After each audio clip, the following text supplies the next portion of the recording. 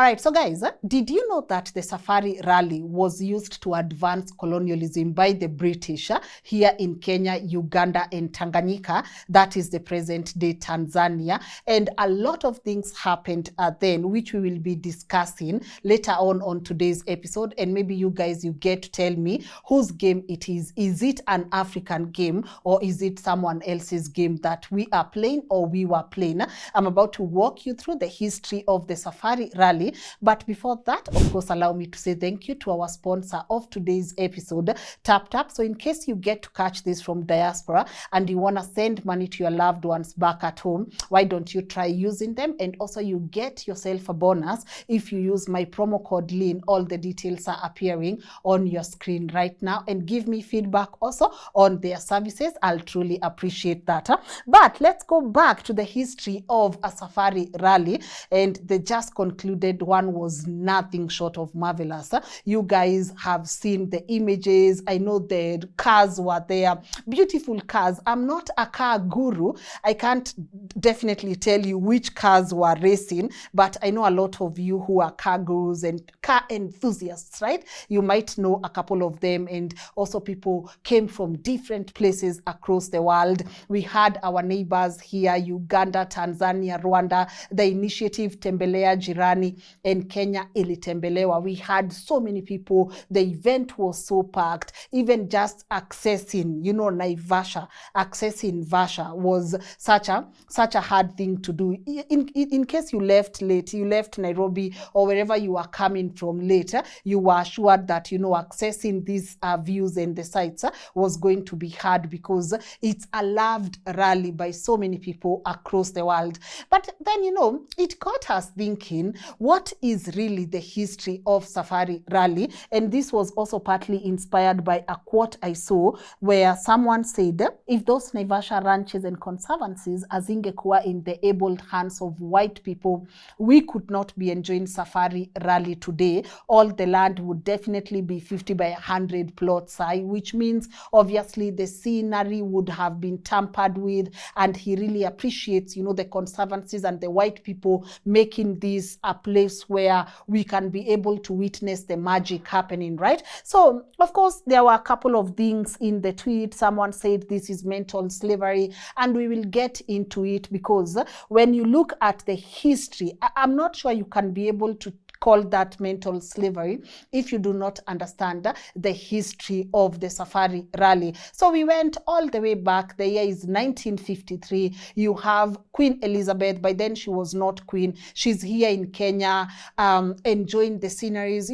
Kenya has always been marketed as an exotic destination where you get to see, you witness the safari, the word here, safari. And she loved the views. She loved, coming here. And we can be able to place her at a Treetops hotel, where there are a lot of game sport events happening, etc., etc. And so she receives, of course, the news that her father has passed on, making her definitely now the heir of the throne. So here we have her here, not as a queen, but just by receiving, the news, we get to know, she's definitely going to be queen. Then we have now Queen Elizabeth too. And now the British are looking at it like, how best can we be able to gift this woman who loves traveling, and she loves the safari, and she loves Kenya? How best can we be able to appreciate her? What can we do in honor of Queen Elizabeth too? And so in comes East African Coronation Safari. So in 1953, of course,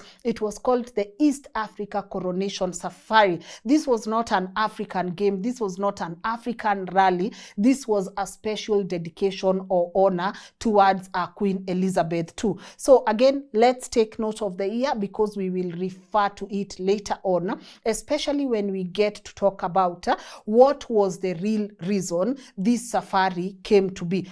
We know, obviously, surface level thinking, this is in honor of you, Queen, Queen, this is for you. You love safari, so this is for you. So we're gonna give it to you. So if you're in Africa, you wouldn't definitely care much, because the natives back then were not meant to care. Not that they were not even meant to care. You are caring as who? You are indigenous people. You have no say. Kenya is still under the British. So we rule you and we tell you what you need to do. So you don't even get to have a say on, we don't want a safari rally here, we don't want it, etc., etc. They have all the say. So by the time it's happening in 1953, as I said, surface level thinking will make you think that this was actually a gift to the Queen. But the British, being Brits, they are very clever and ahead of the whole world. They need something to continue, they need to continue emphasizing a certain narrative. And this narrative is Africa, the way we've marketed to you now. This is now Kenya, Uganda, and Tanzania. As you can see, this is land that has not been tampered with. This is beautiful land where you can be able to come and settle in, and this is land with all the animals. The way I said, they keep marketing African countries as land of animals and not land of people. By the way, when you hear someone say, I want to go to Kenya for a safari. No, you don't want to go to Kenya for a safari. You want to come and see the origin founders of this continent, the animals, because the animals have always been given priority over human beings. And that is why when you're watching this from outside, to you, the giraffes, the lions, the elephants, they matter more than the people who are here, right? And that's just how it was marketed to these settlers. This is untamed land, guys, and you have views. The scenery is beautiful. So they are marketing it as so, and they get an amazing idea to do that. And this is through the safari rally. So obviously they wanted to give an image outside there that this place, you guys can come and settle in, and you get to enjoy the weather, the highlands, the sceneries, and you get to interact with animals, because again, animals are your best friend. And not tell you that in this land that they are marketing, we have indigenous people, because this is happening in 1953. And if you go back to history, Kenya is in the middle of an uprising. So here, of course, we had a couple of resistant groups before, but then here we have a major one that has been celebrated even across Africa, and it's used even to, you will hear people using the Mau Mau uprising even outside Africa or in other African countries, to tell you how strong these people were to come at the British government or to come at the colonizer. So in 1953, as you guys, you are enjoying the East African Coronation Safari, what is happening in Kenya is that we have this uprising by the Mau Mau, and this is something that has been credited for the independence that we get to enjoy as a country among other resistant groups. Of course, now the Brits are scared because they know what they are doing. Yes, you have the Mau Mau uprising, but then these Brits, they have committed crimes against humanities, which will later be revealed later on, decades later. But present day, in 1953, thereabout, they know what they've done. They've committed the massacres. These people are raping women and children. You have them, coming up with these detention camps. You have them burning people's houses. And all in all, when we go back to history, you get to realize that around the same time, almost 300,000 Kenyans were murdered by the Brits along the same time. So obviously they want to cover this up, because they want to sell this whole idea that Kenya, the Ugandas and the Tanganyikas, this is a very exotic place for you to come and settle. They want to portray an image, we are still in control of these natives, They want to send this image and they want to send this information out there that we still have this under control. I mean, look at us, look at how these natives are celebrating, when these cars are passing, look at how they are clapping. But what they are also not telling the whole world is that not only do the natives, they don't want to be there, they don't want to clap, they don't want to have anything to do with it.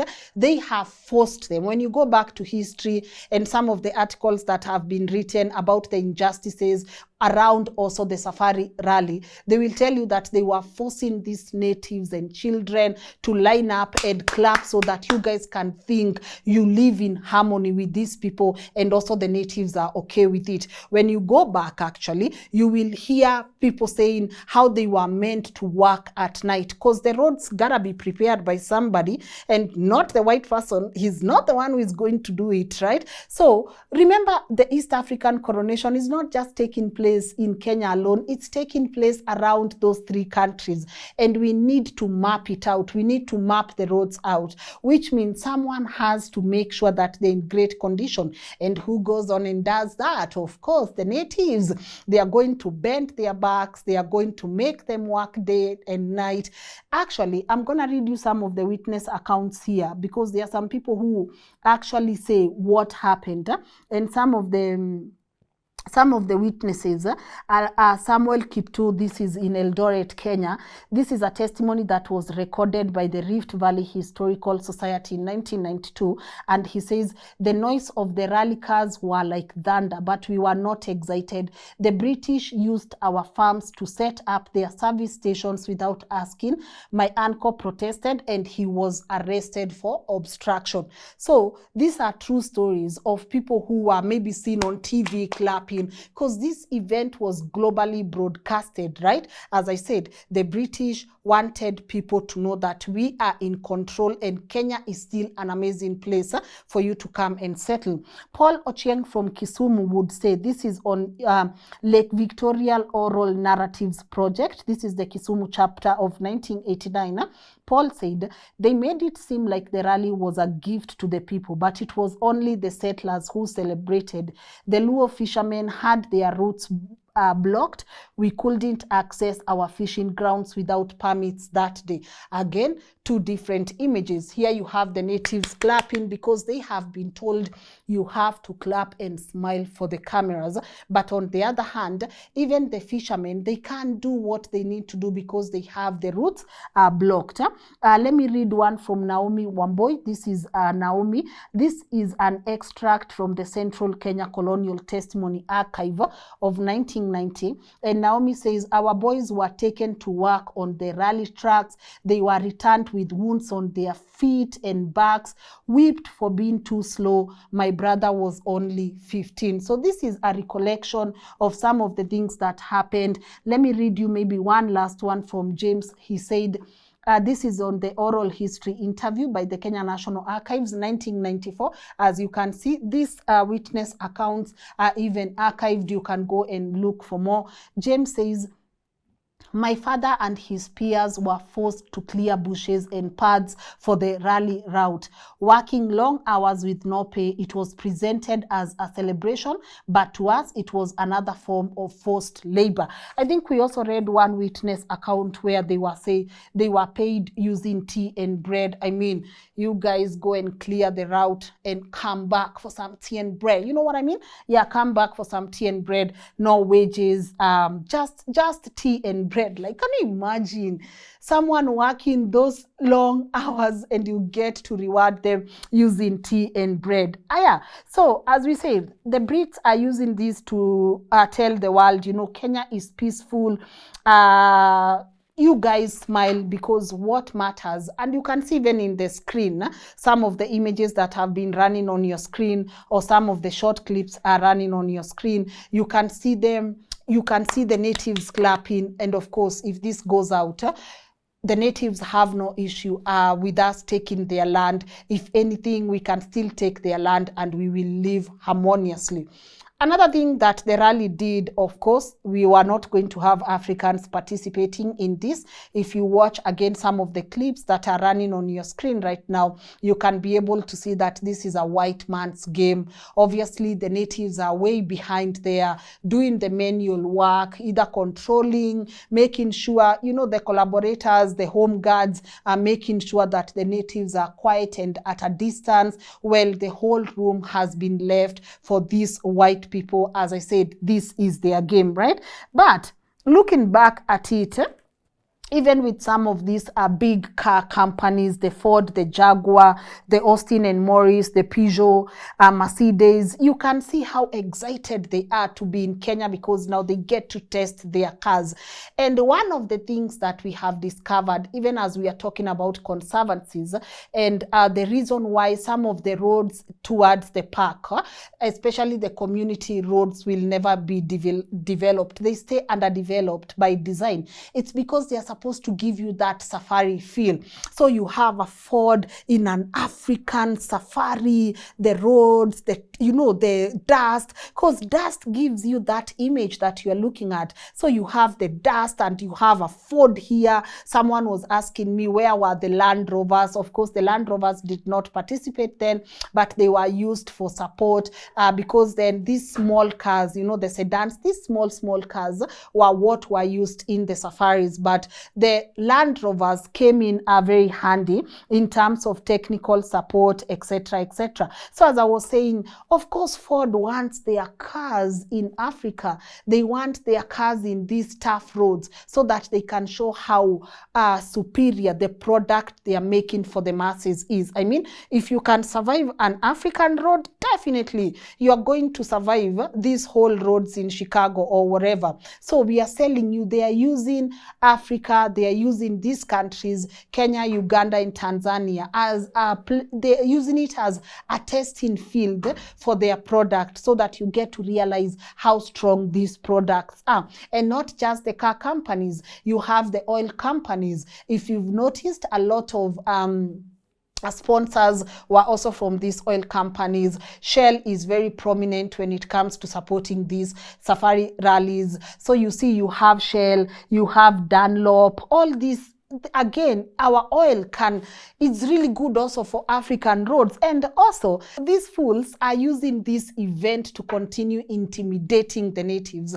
I mean, if I was there, I would imagine them saying, look at us, look at our machine, look at this Ford, look at this Jaguar, look at what we've created, look at how superior we are. You get what I'm saying? We are so superior. We come up with such creations and we can be able to, we are the answers you guys keep looking for. So of course, native akiona hivi and them, they are used even to walking, they will be like intimidated. You feel inferior. You actually acknowledge maybe the fact that this person has answers to all your problems or to all he's the solution, right? Yeah. And I can just imagine in some weird way these guys are passing through, I don't know, you're in Kakamega, you come to Mombasa, and then you're in Nairobi. How many natives are seeing this? You even give up on believing that anything can amount from you, right? So it was a whole event curated and by design to intimidate Africans and also to sell this narrative to other settlers, because if the event is happening in 3 different countries and the images they keep showing you of this vast land, green land, giraffes, of course they never left out the wild animals, the giraffes. And then of course, because you guys have always been fascinated by how some of these communities like the Maasai look as if they are not people, they are just here to be a scene. This is just something you can come and also enjoy. Look at how mystical these people look. I mean, look at their features.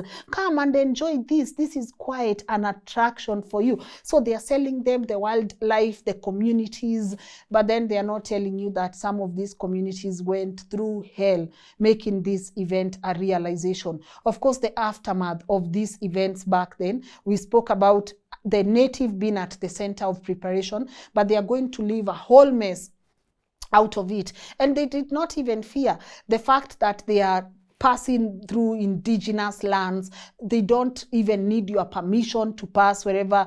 Actually, some of the witness accounts said some people were even involved in accidents and they wouldn't care because it's who are you even going to complain to that sijui a car knocked you down, wherever, who are you going to complain to? So by design, this event, as I said, was meant for something. This was a Queen's event. It wasn't our game. We did not play. Of course, we wouldn't have played. We don't have our independence. But then it poses a question that if some of these events are a reminder to other people of how hard life was, why do we continue celebrating them? Because even right now, they will sell you this notion that this is our game, but I don't know, even when you go back now and you wonder who even benefits from these events. We were looking at some of the key beneficiaries of these events, and you won't see any native here because they'll tell you it creates employment. This is not even a seasonal event. It's not like it takes place 3 or 4 times in a year. It takes place once in a year. And this once in a year, that's why they are telling you, you know, Kenya will benefit tourism-wise. You guys will, you know, it creates employment. You will sell your things by the road. Even the WRC does not pay Kenya to host the safari rally. So in terms of, are we making any profit when it comes to WRC and the government? No, they do not pay you a single cent. They're actually paying you in form of exposure. So what they expect Kenya now to do, because you are now the hosting country, you sell yourself the best way you know how. And of course, as we said, Kenya has always been marketed as a tourist destination, and this being the origin of the safari rally, we definitely know a lot of people and a lot of brands are going to be paying attention. So what the government does then, it has to allocate a budget, maybe marketing budget, because you need the billboards, you need, of course, easy barabara zitengenezwe. You need to make sure that by the time the event is happening, everything is full on. So you have the roads, they are clear. Kenya has been marketed well. So they're just definitely paying you in terms of exposure, and they expect you now to make money from the event, but they will not pay you to come and host that particular event in your country. So you look at some of the people, again, as I said, who are going to benefit. These are the government PR teams.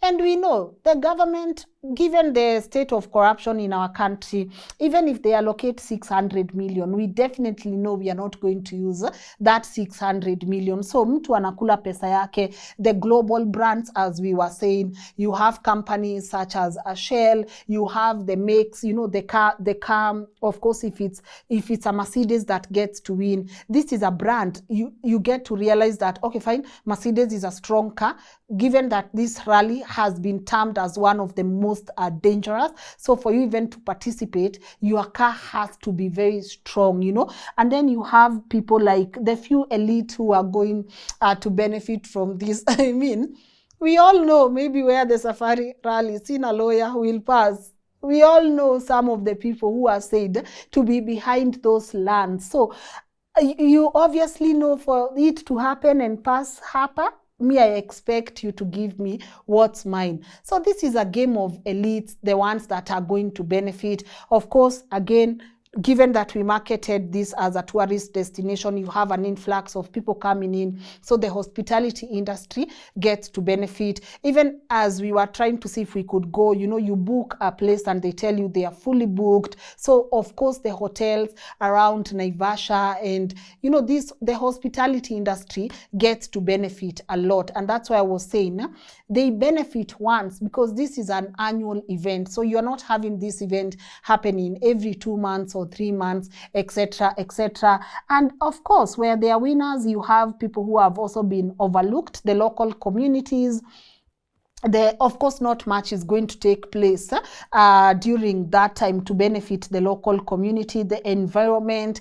We don't always talk about the after effect of the safari rally, what happens to the environment. Of course, you guys, you are drinking your sodas, your juices, people are littering left, right, and center. Who gets to take care of that? And also the African rally hopefuls. I think there's a video here. Let me just play that that small clip for you so that you can get to see some of the people who benefits from the safari rally. Let's watch it together so you guys can also give me your feedback.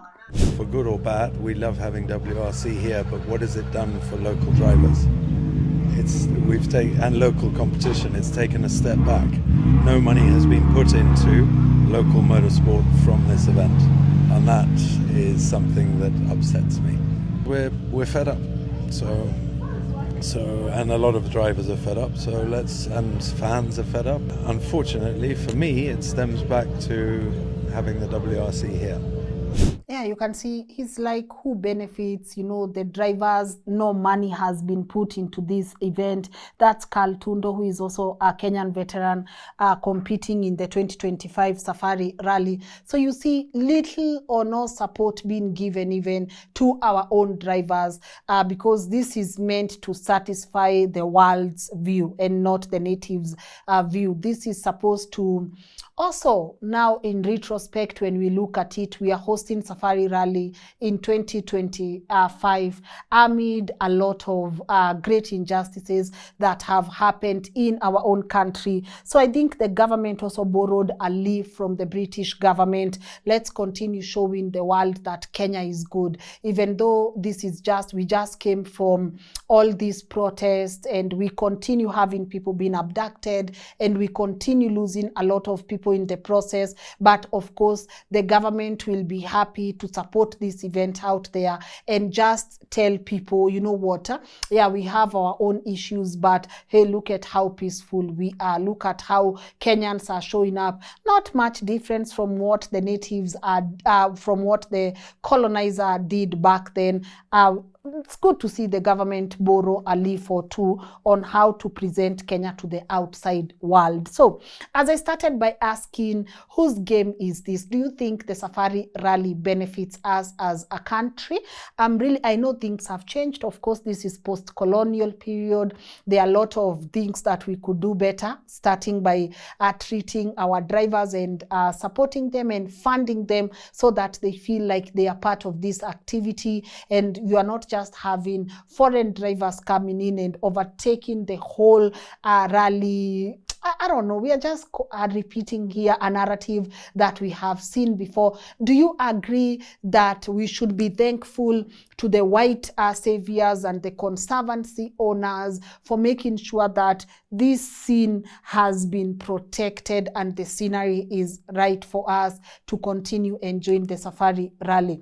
Honestly, sometimes when you have these international events, I think what takes center stage is we are the ones hosting the Safari Rally. So people don't get to ask themselves some of the tough questions. What budget was allocated to this? Is this taxpayers' money? Because if WRC is not going to pay you anything as the host country, then of course you have to use the taxpayers' money. Do we get it back? If we do, who gets to benefit?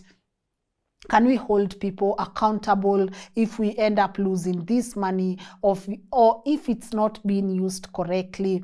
Who is held accountable, etc., etc.? So as I said, given the joy is that we are hosting the Safari Rally, what does it do to some of the natives who had to endure, tough times for this rally to take shape here in our continent?